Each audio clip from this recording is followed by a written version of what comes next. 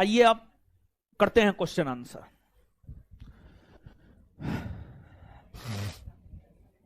भारत का कुल क्षेत्रफल है, आप सब लोग अभी तुरंत पढ़े हैं, भारत का क्षेत्रफल है 32,87,263 वर्ग किलोमीटर, यानी उत्तर क्या हो जाएगा? डी। भारत का आकृति लगभग है चतुष्कोणीय। कैसा है? चतुष्कोणीय। चतुष्कोणीय, चतुष्कोणीय है। देखने रहे मानचित्र पर, देखिएगा तो स्पष्ट हो जाएगा।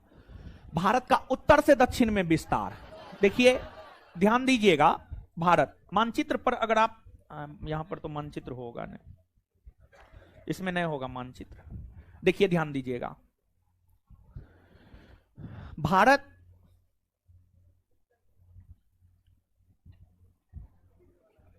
देखिए, हमको आधा सीधा मानचित्र बनाने होता है बाबू।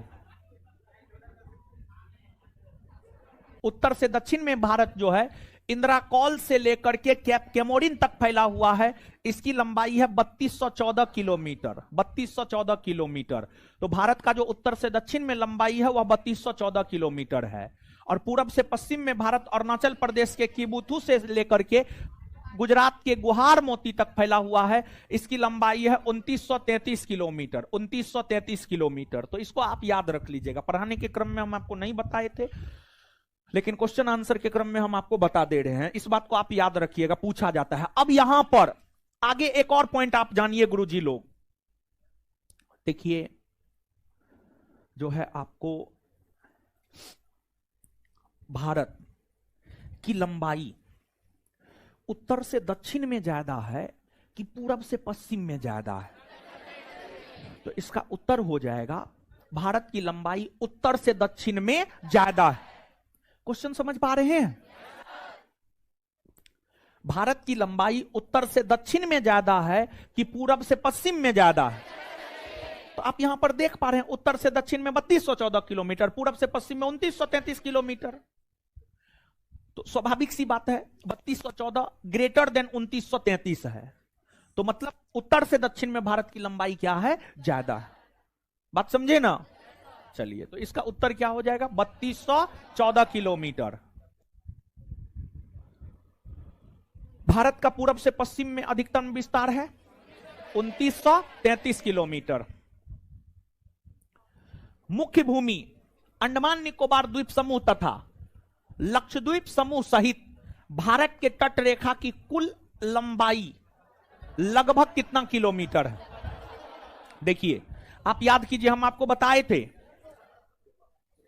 अंडमान निकोबार द्वीप समूह और लक्षद्वीप समूह मुख्य भूमि के अंतर्गत नहीं आता है। मुख्य भूमि के अंतर्गत गुजरात, महाराष्ट्र, गोवा, कर्नाटक, केरल, तमिलनाडु, आंध्र प्रदेश, ओडिशा और पश्चिम बंगाल।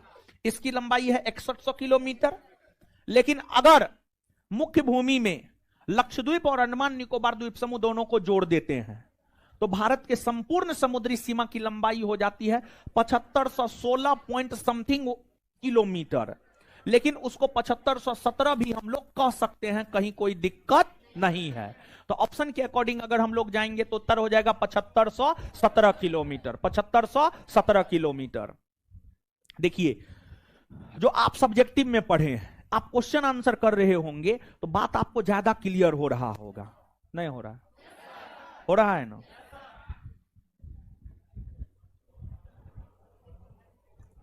भारत की स्थलीय सीमा की लंबाई कितना किलोमीटर है?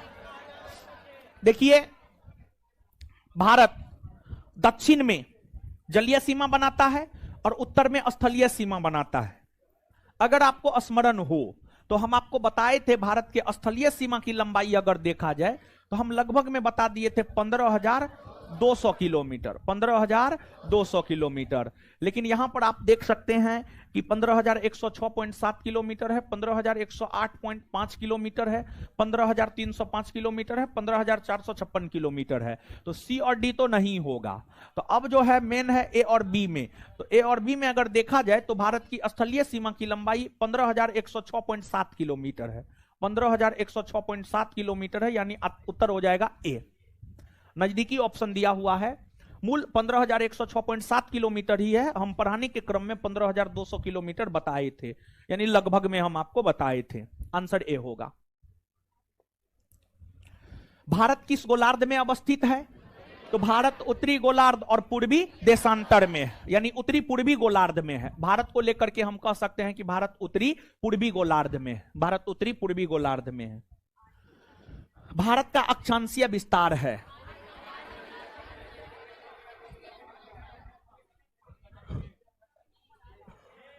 देखिए ऑप्शन नंबर ए में है 8 डिग्री 4 मिनट उत्तरी अक्षांश से 37 डिग्री 6 मिनट उत्तरी अक्षांश तक।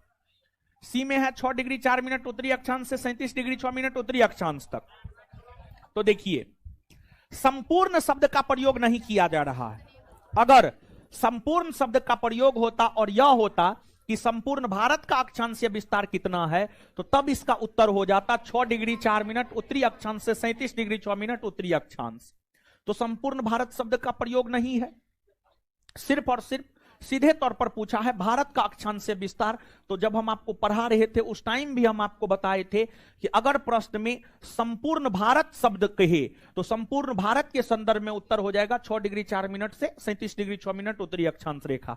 लेकिन सिर्फ और सिर्फ भारत के है तो उस कंडीशन में जाना है 8 डिग्री 4 मिनट के साथ। तो 8 डिग्री 4 मिनट उत्तरी अक्षांश रेखा से लेकर के 37 डिग्री 6 मिनट उत्तरी अक्षांश रेखा, यानी प्रश्न का उत्तर हो जाएगा ए। कंफ्यूजन नहीं ना है? अब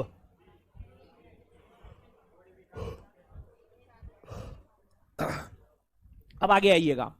भारत का जलीय एवं स्थलीय दोनों क्षेत्र मिलाकर अक्षांशीय विस्तार। देखिए स्थलीय स्थलीय तो हो गया तमिलनाडु के कन्याकुमारी के कैप कैमोरिन से, लेकिन अगर भारत के जलीय भाग की बात करेंगे तो भारत के जलीय भाग के अंतर्गत लक्षद्वीप और अंडमान निकोबार द्वीप समूह आता है। अंडमान निकोबार द्वीप समूह बंगाल की खाड़ी में है, जलीय भाग के अंतर्गत आता है। और अंडमान निकोबार द्वीप समूह का सबसे जो उत्तरी द्वीप है ग्रेट निकोबार है, जो कि 6 डिग्री 4 मिनट उत्तरी अक्षांश रेखा पर है, जो कि भारत का सबसे दक्षिणी बिंदु है। और ग्रेट निकोबार में ही इंदिरा पॉइंट है, जिसे पार्सन पॉइंट या पिग्मेलियन पॉइंट भी कहते हैं।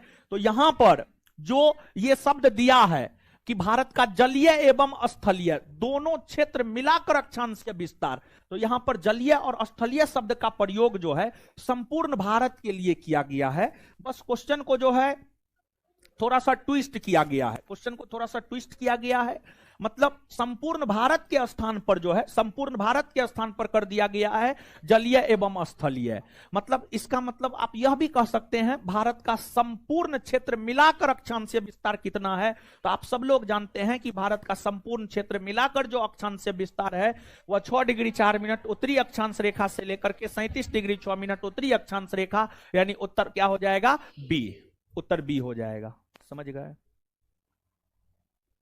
आगे भारत का देशांतरीय विस्तार आपको बतलाया गया है। भारत का देशांतरीय विस्तार, भारत का देशांतरीय विस्तार अगर देखा जाए तो भारत पूर्वी देशांतर में है। भारत का देशांतरीय विस्तार है 68 डिग्री 7 मिनट पूर्वी देशांतर रेखा से 97 डिग्री 25 मिनट पूर्वी देशांतर रेखा, यानी आंसर क्या हो जाएगा? बी। बी। भारत की सबसे उत्तरी बिंदु है, आप सब लोग जानते हैं भारत की सबसे उत्तरी बिंदु है इंदिरा कॉल, जो कि लद्दाख में है और 37 डिग्री 6 मिनट उत्तरी अक्षांश रेखा पर स्थित है। इंदिरा कॉल भारत का सबसे दक्षिणी बिंदु है। भारत का सबसे दक्षिणी बिंदु है Indira point. Indira point great Nicobar में 6 डिग्री 4 मिनट उत्तरी अक्षांश रेखा पर है और इसी को पार्सन पॉइंट या पिग्मेलियन पॉइंट के नाम से भी हम लोग जानते हैं। हाँ सुन लीजिए गुरुजी लोग, सी भी हो सकता है लेकिन इसको काट लीजिए। सी काहे होगा? सी को काटिए, टाइपिंग मिस्टेक है, इस पर कर लीजिए किबुथू। काटिए, सुधारिए, जो गलती है उसमें सुधार कीजिए। आंसर तो एक गो होगा, 2 गो थोड़े होगा। मुख भारत क्वेश्चन में रहता तब न जी है, क्वेश्चन जो पूछ रहा है उन्हें कहिएगा। ऑप्शन के अकॉर्डिंग देखिए, जैसे मैथ रीजनिंग में कभी कभी सवाल को बनाने के लिए ऑप्शन का सहारा लेना पड़ता है, बिना ऑप्शन के सहारा का नहीं बनता है कभी कभी मैथ। वैसे ही जीएस की अगर आप बात करेंगे तो जीएस में भी कभी कभी ऑप्शन का सहारा लेना पड़ता है, ऑप्शन के अकॉर्डिंग आंसर टिक करना पड़ता है। ठीक है, मुख्य भारत कैसे आप कहिएगा बताइए ना, ऑप्शन में तो पिग्मेलियन पॉइंट ही था। ठीक है, भारत का सबसे पूर्वी बिंदु है अरुणाचल प्रदेश में स्थित किबुथु। सबसे पश्चिमी बिंदु है गुजरात में स्थित गुहार मोती। वर्तमान में भारत में कुल कितने राज्य है? 28। कौन सा राज्य की अवस्थिति भारत के पूर्वी अंचल में नहीं है? देखिए अब यहां पर सुनिए सुनिए, भारत, पूरे भारत को अगर देखा जाए तो मुख्यतः 5 अंचलों में बांटा गया है, उत्तरी, दक्षिणी, पूर्वी, पश्चिमी, मध्य। मध्य पूर्वी अंचल में 4 राज्य आता है। अगर मानचित्र पर देखेंगे पूर्वी अंचल की अगर हम लोग बात करें तो पूर्वी अंचल में 4 राज्य आता है। पूर्वी अंचल में जो 4 राज्य आता है, वेस्ट बंगाल आता है, वेस्ट बंगाल के बाद झारखंड आता है, बिहार आता है और ओडिशा आता है। बिहार, झारखंड, पश्चिम बंगाल और ओडिशा, ये सब पूर्वी अंचल के अंतर्गत आने वाले राज्य हैं। भारत के जो 28 राज्य है, 28 राज्य में से 4 राज्य पूर्वी अंचल के अंतर्गत आता है, और जो 4 राज्य पूर्वी अंचल के अंतर्गत आता है वो 4 राज्य है वेस्ट बंगाल, झारखंड, बिहार और ओडिशा। अब वही जैसे पूर्वी अंचल के अंतर्गत 4 राज्य आता है, उसी प्रकार से मध्य अंचल, मध्य अंचल की अगर हम लोग बात करें तो मध्य अंचल के अंतर्गत भी 4 राज्य आता है। और मध्य अंचल के अंतर्गत जो 4 राज्य आता है उसमें उत्तराखंड आता है, उत्तर प्रदेश आता है, मध्य प्रदेश आता है और छत्तीसगढ़ आता है। छत्तीसगढ़ आता है। उत्तराखंड, उत्तर प्रदेश, मध्य प्रदेश और छत्तीसगढ़, उत्तराखंड, उत्तर प्रदेश, मध्य प्रदेश और छत्तीसगढ़, ये सब मध्य अंचल के अंतर्गत आता है। तो जो क्वेश्चन पूछा जा रहा है निम्नलिखित में से कौन सा राज्य की अवस्थिति भारत के पूर्वी अंचल में नहीं है, तो भारत के पूर्वी अंचल में छत्तीसगढ़ की उपस्थिति नहीं है। और छत्तीसगढ़ की उपस्थिति की अगर बात की जाए तो छत्तीसगढ़ की जो उपस्थिति है वह मध्य अंचल में है। छत्तीसगढ़ की जो उपस्थिति है वह आपको मध्य अंचल में है। आंसर छत्तीसगढ़ होगा।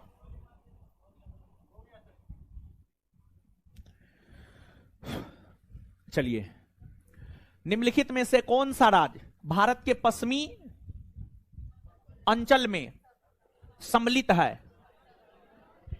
पश्चिमी अंचल में सब शामिल है, सब शामिल है, राजस्थान, गुजरात, महाराष्ट्र सब।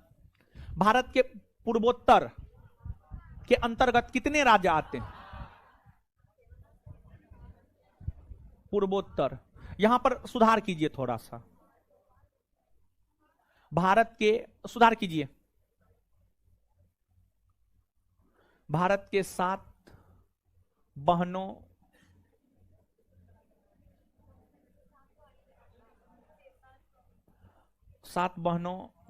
वाली राज्य, यहां पर हमको लगता है क्या जानते हैं, यहां पर पूर्वोत्तर है ना, मतलब यहां पर होगा, हमको लगता है पूर्वोत्तर अंचल होगा, पूर्वोत्तर अंचल होगा।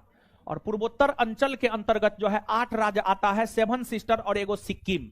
7 सिस्टर के अंतर्गत अरुणाचल प्रदेश, असम, नागालैंड, मेघालय, मणिपुर, त्रिपुरा, मिजोरम और एक सिक्किम, टोटल 8 राज्य आता है पूर्वोत्तर अंचल के अंतर्गत। भारतीय मानक समय कितने राज्यों से होकर गुजरती है? भारतीय मानक समय 5 राज्यों से होकर गुजरती है। याद रखने का ट्रिक बताए थे, मौका, MOUCA, मध्य प्रदेश, ओडिशा, उत्तर प्रदेश, छत्तीसगढ़ और आंध्र प्रदेश। किन राज्यों से होकर मानक समय रेखा नहीं गुजरती है? इस ऑप्शन के अकॉर्डिंग जाइएगा तो किससे होकर नहीं गुजरती है? झारखंड, झारखंड से होकर नहीं गुजरती है। आगे, भारतीय मानक समय और ग्रीनविच के मध्य अंतर है?